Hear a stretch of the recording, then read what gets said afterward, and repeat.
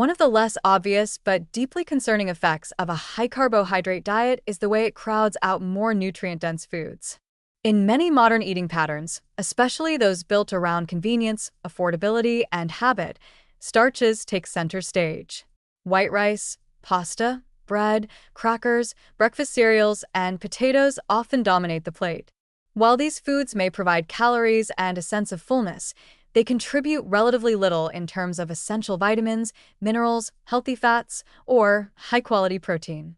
Over time, this over-reliance on carbohydrate-heavy staples can lead to significant nutritional imbalances, not because they are toxic on their own, but because they systematically displace foods that offer far more metabolic value. This phenomenon starts early in life.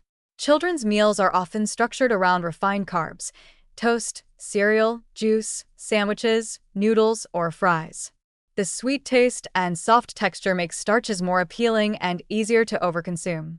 But as children fill up on these low-nutrient foods, there's less room and less appetite for leafy greens, legumes, nuts, eggs, fish, or meat.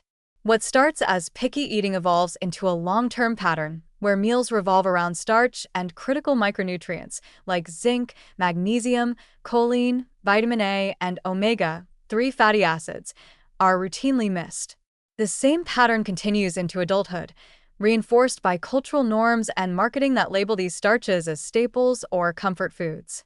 People may believe they're eating adequately when, nutritionally speaking, their diets are hollow. The problem is especially acute in meals where carbohydrates dominate the plate in both volume and caloric weight. A bowl of white rice with a few shreds of meat, a large plate of pasta with minimal vegetables, or a sandwich with highly processed bread and barely any filling are all examples of meals that feel substantial but deliver little in terms of broad nutritional coverage. With limited space in the stomach and finite daily calories to consume, every portion of starch pushes out something more beneficial, like the fiber, phytonutrients, and antioxidants found in vegetables, or the essential amino acids in protein sources. The result is not just nutrient dilution, but an erosion of dietary quality at the core. What makes this displacement more dangerous is how subtle it is. People don't feel deficient in nutrients on a day-to-day basis.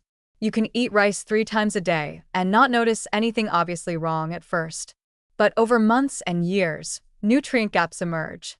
Deficiencies in iron, B vitamins, essential fatty acids, and fat-soluble vitamins like D and K become more likely. These deficits can lead to fatigue, poor skin health, weakened immunity, mood imbalances, and cognitive decline, even in those who are technically consuming enough calories. Malnutrition in the presence of overnutrition, too many carbs, too few nutrients, is increasingly common and harder to recognize because it hides behind normal weight or even excess body fat. This trend is exacerbated by diet fads and health misconceptions. Low-fat diets, for example, often end up being high in carbohydrates by default. Meals that cut back on fats and animal protein often fill the void with larger portions of bread, grains, or potatoes.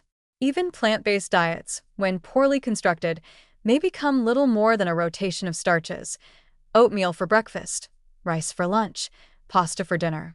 Without careful planning and a deliberate effort to include seeds, legumes, leafy greens, fermented foods, and healthy oils, this pattern quickly becomes another form of displacement, vegetarian in label, but nutrient-poor in practice. Economics also plays a role. Carbohydrate-rich foods are among the cheapest, most shelf-stable, and most heavily subsidized items in a global food supply. They're easy to produce in bulk and require little preparation. For low-income families, relying on rice, instant noodles, or white bread isn't just a preference, it's a financial necessity. But the long-term health cost of this reliance is high.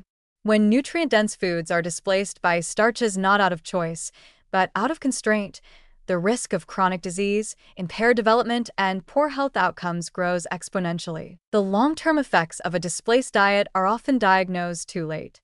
People may not connect their brittle nails, chronic fatigue, thinning hair, poor wound healing, or constant brain fog to what they eat.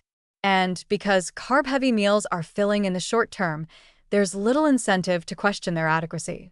But the truth is that these meals are often rich in calories and poor in nutrients, enough to sustain life, but not enough to support health. And when these foods form the backbone of every meal, the damage becomes cumulative. A healthy diet isn't about cutting carbs entirely, but about rebalancing the plate so that they no longer dominate it. Carbohydrates, when included, should serve as a complement to nutrient-rich proteins, fats, and vegetables, not as a replacement. By shifting focus from sheer quantity to nutritional density, meals become more supportive of long-term well-being. Until that shift is made, though, the displacement effect of starches will continue to quietly undermine health, meal by meal, day by day, nutrient by missing nutrient.